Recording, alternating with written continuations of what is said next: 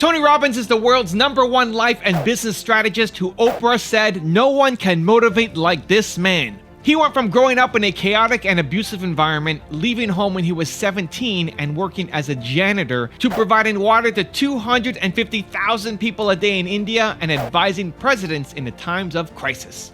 And today we're going to learn his best advice on how you can get momentum. Rise and shine, it's Entspresso time. I wake up every morning. Espresso keep me going. I wake up every morning. Hey, it's Carmichael, and every morning I bring you a shot of Entspresso to help you believe in yourself more and start your day with confidence. So good morning, I believe in you, and let's do this. Over to you, Tony Robbins. You have to say that where your focus goes, energy flows. Yes. Because it just takes you in that right bite. Then the intent part sneaks in there. Is the intent because you've got to pick what you want to do, or just do something and you'll figure it out as you go? You need to be clear what it is you really want. I always tell people, know not only what you want, but why you want it. I know this is simplistic, but most people just don't do the blocking and tackling of their life. The one we were talking to earlier, a great lady, and you could just see she wants to have a new business, but she never sat down to even put a plan together and says, why aren't I taking action? Well, when you're not sure what you're gonna do, you're gonna hesitate. And hesitation kills momentum. And momentum is what makes a sports team win. It's what makes an athlete, a business person win. When you get momentum, it's like takes enormous energy to get a rocket out of our gravitational pull of the earth. But out of the solar system's easy. Once it has momentum, it takes less fuel, less energy. Starting a relationship, starting a business, changing your body, it takes so much in the beginning. But once you get going, it's actually really easy. The only thing you're missing is momentum. You've got great ideas. You've got Michael Jordan level genius at something. You are the best in the world at something, but you're not doing enough. You're overthinking and underdoing. And people with less talent than you, less skills than you, less of a heart than you are winning off of your idea because they just got started. We're gonna change that in this video. So one of the things I've been a big fan of is making the 2% happen. And this is a journal that I gave out when I was doing my tour last year. And on my final stop in Cleveland, the people who came out to that last stop, they got this book around Make the 2% Happen. This is just a journal, just open pages that you can write in. But this became the theme of my entire tour, where so many people have great ideas but just never do anything about them. And I'm a big believer that you have to trust your big ideas. And how this whole tour happened was I was walking on the street summer afternoon, and my wife loves to travel. She loves to see different cities. And so I thought, I'm gonna take her to every city in North America with 1 million plus people. And when are we gonna start? We're gonna start this weekend, right? It was a Wednesday afternoon. We're gonna start this weekend, and we're gonna drive to Boston. And I messaged her, and I messaged my video team, and everybody wanted to join in.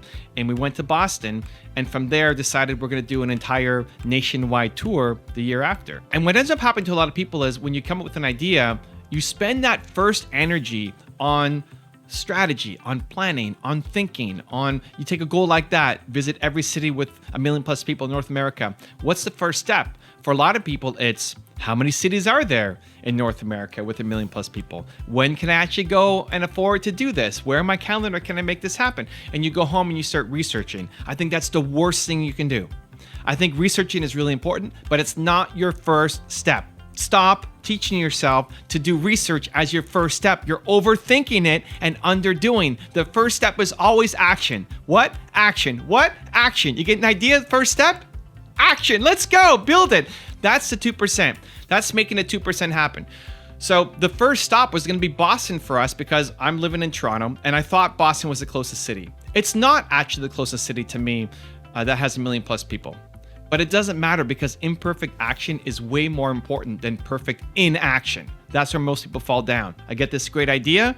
It's bold, it's big. I want to start it. When? This weekend. When? Right now, right? And go. And the plan developed as we went, right? The plan developed, okay, now we're going to Boston. We've committed, right? This is where your head and your heart are often opposite. Your heart wants to do something big. Your head tells you that you can't. Finds all the reasons why you can't go do that thing. Where when you decide with your heart and then you let your head actually help you along the way, that's when great things happen. So my heart said, I'm going to Boston this weekend. My head then says, okay, he's serious. What do we do? How do we plan for it? How do we organize? What are we going to do when we get to Boston? We're going to spend 3-4 days there. What's our game plan going to be? But I'd already decided. I already put the wheels in motion. I already made that big decision. So that's the 2%. It ends up that there's about 50 cities in North America with 1 million plus people, and we hit the first city. So 1 out of 50 is 2%. And that's what I want to encourage you guys to do as well. You get an idea. Stop thinking about all the reasons why it's not going to work out. Stop trying to create the perfect plan and using your best energy on planning and strategizing, and then waking up the next day and not having the boldness anymore to follow through. And instead, use that boldness, use that energy you've got right now, and commit to doing something, making the first 2% happen, because the only thing you're missing is momentum. It's momentum. You've got the genius ideas. You are amazing. You've got a huge heart. You want to serve the world. You don't know how it's all going to work out. It doesn't matter. The thing you're missing is momentum. Take that first 2%.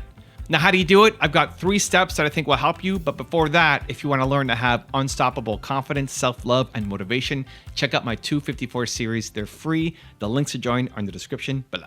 If you want to change your life, my friends, you got to change your physiology and you got to change your focus. My very first thing I do when I wake up in the morning is I want to get my head right. I do this thing called priming. Today, what creates marketing is when you don't just market, but you add value to people. Okay, how do we do it? How do we build the momentum? How do you take those ideas that you've got and turn them into action? 3 steps, let's go. Step number 1 is, what's the 2% difference for you? What's the first 2% for you, right? Imagine you had this journal.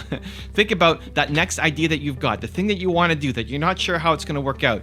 Don't worry about planning to 100%. This is where people make the mistake. You're planning to get to 100%. Don't worry about the 100%. Worry about what's the first 2%. So for your big idea, your bold mission, the thing that you want to accomplish, the thing that you want to change the world with, the thing that you know that you can serve and have a huge impact with, what's the first 2%? The first 2% might be recording your first YouTube video, might be posting something on Instagram, might be calling a friend and telling them about the idea. But it's not researching, it's not planning, it's not digesting things, it's action. So what is that first 2% action for you? Step number 2 is trust your bold ideas. It's funny how we come up with these big, bold ideas when we're out in nature, when we're at events, we're feeling alive and bold and confident. We come up with these great ideas, right? Has that ever happened to you? You've been outside your typical environment and you come up with some great idea and you really want to do it. And then you wake up the next day and tell yourself that you can't, and your brain kicks in and finds all the reasons why you're not going to win. This is why you stay small. You have to trust your bold ideas. Those ideas that come to you when you're feeling confident, bold, alive, amazing, those are not the anomalies that need to be shut down. That's actually the best version of you. The ideas that you come up with when you're feeling bold, confident, alive, that is the best version of you. And your brain spends 98% of the time talking you down from those great things. Learn to trust your bold ideas. Even if you don't know how it's going to work out, play out, have the perfect plan, don't worry about that yet, especially as your first step. Trust those bold ideas. So what was the last bold idea that came to you? When was the last time either you're in the shower or walking outside or at some event or outside your typical chaotic life where a genius idea came to you that you then talked yourself down from? You have to learn to trust those bold ideas and take immediate action on them. And then step number 3 is pay attention to the feeling, not the results. At the very beginning, when you first launch, this is why people are afraid to take action on the first 2%, because you're worried about it working out. You're trying to get a result at the beginning. Don't expect to get a result at the beginning. Your first time doing everything is gonna suck. Your first time making a YouTube video is not gonna be good. The first time you try to ride a bike, you're gonna fall over, right? First time you get up on skates, you're not gonna be Mario Lemieux, Wayne Gretzky going down the ice. You're gonna suck. It's okay. Don't expect to be great. My first trip that we went to go to Boston to start off this whole tour that ended up happening. The first trip ended up being pretty good, but it was all kind of thrown together at the last minute. That's okay. Like it's supposed to be chaotic. It's supposed to be messy. Creativity is messy. Stop trying to prematurely optimize, right? You don't know what you're doing. It's okay. The most important thing is, how do you feel about it? How do you feel about it? Because if you love doing the thing, if this is big, bold idea you've got, and you actually love the process of doing it, if you keep at it, you're gonna get results. If you judge yourself by the results you get on day 1, you're setting yourself up to lose for life. It means any new thing that you try, you've got this impossible bar of it being great the first time. You're never going to be great the first time. And you're going to teach yourself that every time you start something, you suck at it, so you're not going to start it anymore. And then that's a recipe for a boring life that you hate for the rest of your life, because you're just doing the same thing over and over and over and over and over again because you're afraid to branch out and do something new because you're not getting results. The most important thing is your feeling. Did you love it? Did it make you come alive? Did it feel right? Even though it sucked, even though you watched that video back and said, oh my God, there's so many things to improve. It's cringe watching this video, but I had a lot of fun doing it.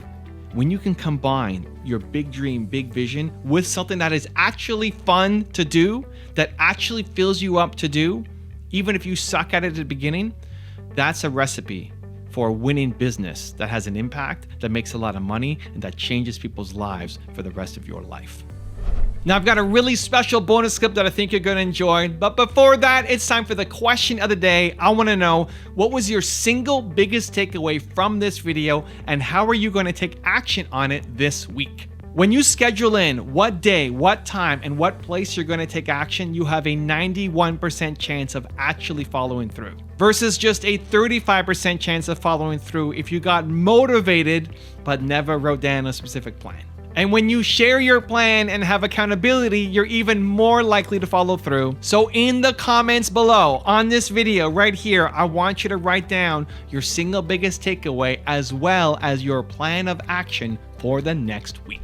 Talk to any high performers I'm sure you've interviewed. They kind of know the service and the difference they want to make. Maybe not precisely, but they're asking the question. Mm-hmm. So that's some of what we know. They seek clarity. And that's kind of the first practice, is asking questions in those areas. Mm-hmm. And the other two real fast is when you're seeking clarity, they're more clear about the feeling they want to have. Like an Olympic sprinter who's won gold is more likely to have said before he went or she went on the track, how do I want to feel out there? Not like just the result, like when the foot's in the block and I'm arms down, like what do I want to feel? Mm-hmm. Like they're very aware of the feeling they're trying to get. Yeah, I don't want to feel nervous and stressed. I want to feel calm and clear and smooth. And and they're doing that self-talk, which is seeking clarity. And then the last one, which is really important, they're clear about what's meaningful to them now and what might be different in the future, which is something I didn't know until we did a lot of the interviews or the conversations. Is a lot of people kind of know what I like now. They know what their passion is. But it's like, what's going to be meaningful to you later, like in 5 years? They've thought about that. I would say they've done the work. So that's just the first habit. And so the book kind of opens with that story of like finding we all have to decide who we are and what we want and how to get it at this stage of our life. And when we don't know that, reaching high performance can be really hard. Yeah. It's all about clear vision for me. It's the first chapter in my book is the greatest leaders in the world have a clear vision. Love that. Yeah. That's it. And they got that vision by seeking clarity. Yes. That was the habit that gave them the vision. Mm-hmm. They were consistently seeking, like, they asked themselves more questions. Mm-hmm. That's one of our findings. They literally are doing more of the self-talk, asking more of the questions, which is so important. Yeah. If you want to change your life for free in the next 30 days, check out the program right below me. And if you want to learn how Tony Robbins changes his state, check out the video right there next to me. I think you'll enjoy them. Continue to believe. I'll see you there.